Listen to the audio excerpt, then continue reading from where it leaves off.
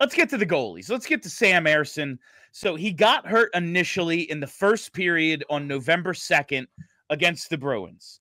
Since then, backups have started 5 of 7. He did come back and play a couple of games, but retweaked the groin injury, and now he is back on IR, and we're getting Fedotov and Kolosov.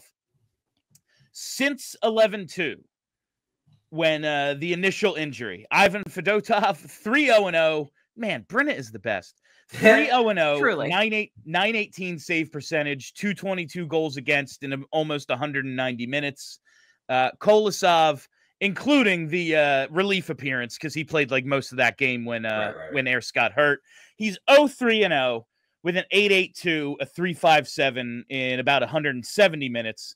Both goalies, coincidentally enough, have faced 85 shots since November 2nd. Fedotov has allowed 7 goals. Kolosov has allowed 10. It's wild how this has all kind of worked out. Like, right before the injury, John Tortorella goes, yeah, we're giving Aleksei a look. And then he gets hurt in warm-ups, or in morning skate, and Fedotov has kind of Tom Brady'd him a little bit. I mean, not to that extent, because Tom Brady became the best ever. But here comes Fedotov now, and after we had kind of all been like, yeah, this dude don't have it, he's been fine. He's been real good.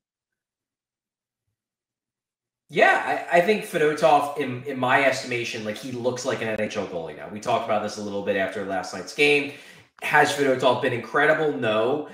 Has he certainly maybe not looked the part at times? Sure, he looks choppy. I think choppy is probably the best way to describe his game. It just Pajiggity, yes, thank you, Bill. Kelly will go with pajiggity. Yeah. It just doesn't look smooth. It's not clean. And that, I think, is just the way he's always going to be. But he's shown over these last 3 appearances that even accounting for that aspect of his game, which I don't think is ever going to disappear, he can stop pucks. And he can stop pucks over what is now still not a large sample, but it's a growing sample size. I don't think Kolosov has been bad. And, like, Kolosov's numbers probably aren't quite fair. Like, they're probably lower than what he's actually done. Yeah. He's probably given up a bunch of goals during this run that were pretty much unstoppable, that I'm not gonna blame him on. That said, I am confident in stating that even if you say maybe Fedotov's gotten a little bit fortunate and maybe Kolosov's gotten a little bit unfortunate, I think Fedotov has been better. And given the fact that one guy is 27 going on 28 and one guy is 22, it would make sense to stick with the 27-year-old and give the 22-year-old more time to develop and figure out the finer points of his game. The complicating factor here is Kolosov's intentions. Because, I mean, Kevin Kurz reported, I think it was last week, that they are concerned that if they reassign Kolosov to the AHL, that he will not report. And then he will say, I want to loan back to the KHL. They obviously like having him under their house. They like having him be able to, regularly talk with and work with Kim Dillabaugh and Brady Robinson and everybody there. They like having control over his development. And even if they don't think that the NHL is the ideal spot for it, they may think the NHL is better than the KHL. So that's the complication. Because to me, like, this should be an easy question. Fedotov is playing better. Kolosov is a prospect. Fedotov has a job. Kolosov goes down to the AHL. However, if you add in the concern about Kolosov leaving, are the Flyers willing to send him down anyway and just see what happens? I think they are, but it does add – it just adds another variable to the decision that in an ideal world you wouldn't have to worry about. It's frustrating because I do think that Kolosov has looked well enough that, like, I do want to see him develop in this organization. And it's very frustrating that he won't – like, he'll be the starter in the AHL right now. Like, why is that not good enough for you? I don't get it. Like, and it's just annoying that, like, we're not going to get the chance, probably, from everything that we're hearing, for this kid to, like, be a viable option to call up or, like, in 2 weeks when someone else gets hurt, or see him developing with the Phantoms. Like, it's so annoying. And if it's true, it makes me not want him on my team, to be quite honest with you. That's something I wanted to ask Charlie about. Charlie, I think it was last post game or one of them recently, probably last night, when we talked about Kolosov, and you kind of bristled at the whole idea of like this ultimatum, like, who is this guy? And you also, back at the beginning of the season, maybe it was probably preseason, prior to Kolosov reporting, you wrote I don't know what the problem is, but it can't keep happening. The Flyers have to stop losing top 10 prospects, you know? Like, listen, maybe the two things are completely unrelated, but in a rebuild, you can't just bleed the guys that you thought were maybe going to be a part of the future. Where are you with Kolosov right now? Like, how should they handle this thing?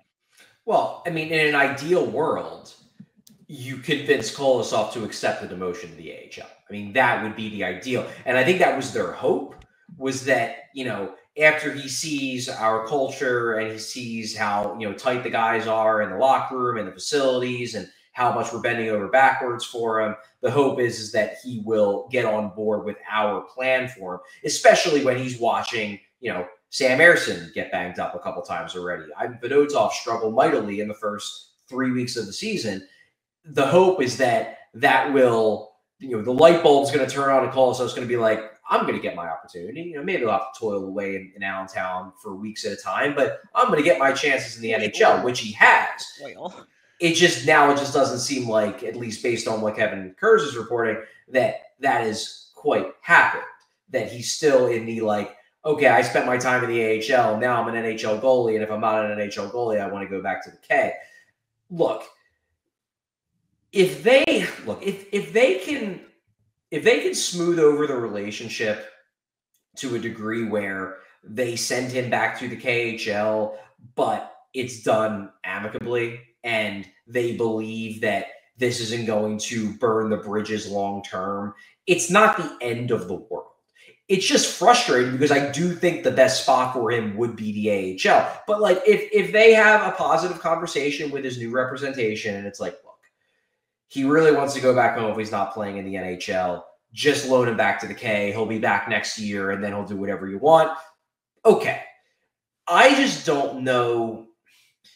It's tough for me to see a world where if you send him back to the K and Fedotov keeps playing this well, like when is he going to come back?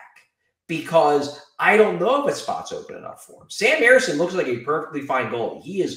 He looks like he's going to be one of the two for a while. Now, whether that's in a tandem role, whether that's in a backup role, whether that's in a 55-game-a-year starter role, I don't know yet, and I don't know if the Flyers know. But it looks like he's going to be one of the two. Fedotov, whatever. You know, he's under contract for 2 seasons, but I don't think he's like part of the long-term plan. Thing is that they got Zavragin over there in Russia who's killing it. Now, I know that he's on a 3-year contract, and I'm not expecting him to get out of that contract early, but let's envision a world here, okay, where the Flyers say to Kolosov, okay, we'll let you go back over there. And then Fedotov keeps the rest of this year playing okay. You know, he finishes with something like a, you know, 893 save percentage, where it's like, it's not great, but it's perfectly acceptable for a backup goalie. And he's got 1 more year left on his contract. So the Flyers say, well, we're sticking with Fedotov as our backup. Ersson is the starter for the 2025-2026 season. And then Kolosov responds to that, and he says, I ain't coming back if I'm not guaranteed NHL time. And they say to Kolosov, okay, well, you know, we're probably not going to re-sign Fedotov after his 2-year contract is up because he hasn't been amazing, but you can come over next season. Then what does Kolosov say? Like, well, I'm not going to come over unless you guarantee that you're not going to bring Zavragin over after next season. Like, then you just wonder, like, where does he fit? Does he get that 1 year with Ersson before Zavragin comes over and then puts the pressure on the Flyers to have the Flyers treat Zavragin like the elite goalie prospect that he is? And I got news for you. Zavragin's a better goalie prospect at his age than Kolosov was at his. So presumably Zavragin will get better, you know, more special treatment the same way michkov has than Kolosov has, rightfully so. He's a higher tier prospect. So you just start to wonder, like, where does Kolosov fit in if he doesn't stay? And that's my big concern with this whole thing. I know that was long-winded, but it's a complicated situation. It is. And I just don't know. I don't know what anyone expects the Flyers to do if like he's hard line about this, because there are only 2 spots. And if he can't see in his brain at this point, after what he's experienced this season, that there is absolutely an opportunity for you to get NHL games in this organization if you are physically in North America. Like, I don't know what to tell. Like, I don't know what to do with this kid. Like, if you can't see it and you're insisting either I'm a permanent NHLer or I'm going home, then go home. Like, bye. You're not that good. You know what I mean? Like, it's not worth all of this. And if that's what he's going to do, like, I'm not going to blame Danny Briere if it ends up with him in the KHL never coming back. When this all first started to transpire, and really like in camp when he didn't report at least on time, I thought, what's the harm of just loaning him back to the KHL? He's going to play. He's going to get the time. He'll be able to develop. Watching him play now and watching the struggles Fedotov has had as well, and seeing these differences between the Russian and North American game. Both of these KHL goalies, Fedotov and Kolosov, it's like, yeah, they have physical tools. Adapting to how different the game is with the traffic. And look at how Kolosov, the goal got overturned last night. But look at how he dealt with just one guy in front of him. He was almost like, oh my God, get out of my way. What are you doing? Like, that's how that goal got scored on him last night. And it's like, you have to learn to deal with this by dealing with it. And I don't see how that can be possible in the KHL, where it's a perimeter game. It's just a much different style of play. And that's the difference. If he wants to develop here, great. But I'm just starting to become of, like Kelly said, like, I don't want to lose him. And definitely don't want to just terminate his contract, relinquish the rights or anything, but just kind of give him the, hey, man, you want to play in North America, we're here. But if you want to go back, good luck. Yeah. We have other guys on the priority list that are going to jump you. I think that's a big thing, too. And that is something that has adjusted not my urgency, but just my prioritization of what Kolosov wants. One thing that has changed since the time I wrote that article is that since then, you have Igor Zavragin has turned himself into the starting goalie for one of the highest profile KHL teams and looks pretty darn good doing it.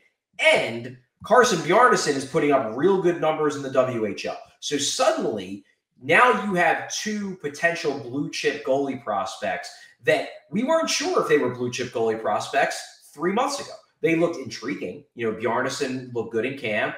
It seemed like maybe something was clicking for him. Zavragin had a real good Draft Plus 1 season at lower levels. This year, though, both of them look legitimately good. Like, we're talking about top-end guys who might actually rank in the top 10 of league-wide goalie prospect list, because Zavragin's putting up great numbers in a men's league at age 19.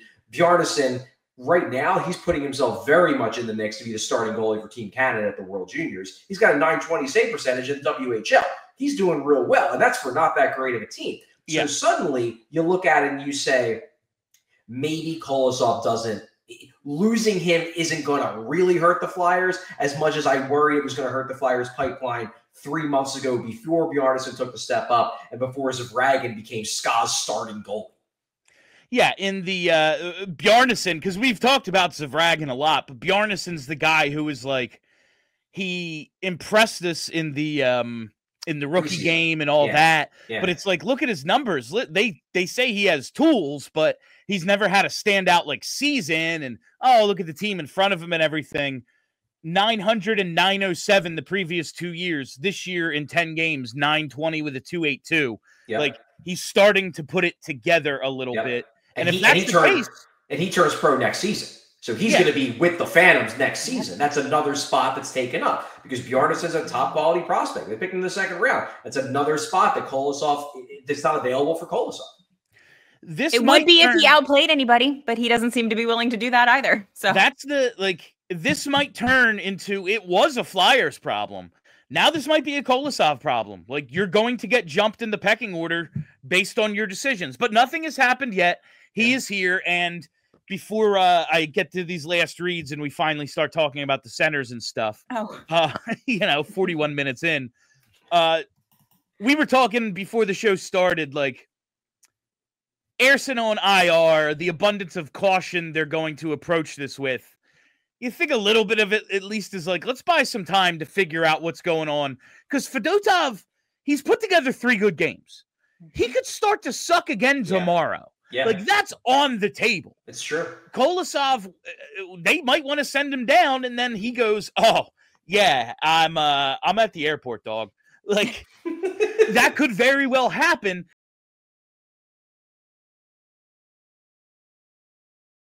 We